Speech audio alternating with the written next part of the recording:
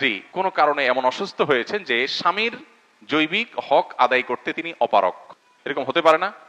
এইরকম পরিস্থিতিতে এই পুরুষ ভদ্রলোক তার নিজের যে শরীরের চাহিদা, তার যে জৈবিক চাহিদা, এটা পূরণ করবার জন্য বা তার চরিত্রকে হেফাজত করবার জন্য তার সামনে অপশন দুইটা। একটা হলো অন্য কাউকে বিয়ে করা, এই স্ত্রীকেও সাথে রাখা, আর হলো এই স্ত্রীকে বাদ দিয়ে অন্য কাউকে বিয়ে করা, কারণ চরিত্র তো রক্ষা করতেই হবে, তাই না?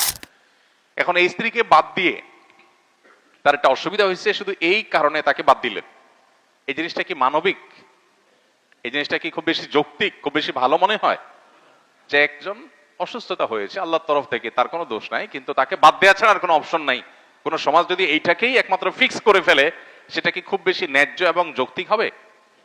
আর যদি তাকে তার স্ত্রী হিসাবে মর্যাদা পরিপূর্ণভাবে দিয়ে আরেকটা বিয়ে ভদ্রলোক করে এবং তার প্রয়োজন পূরণ হয়, আর উভয়জনকে স্ত্রীর মর্যাদা দেয় সমানভাবে, ভরণ পোষণ সমানভাবে দেয়, সেক্ষেত্রে সেটা কতখানি যৌক্তিক হবে সেটা বলার অপেক্ষা রাখে না।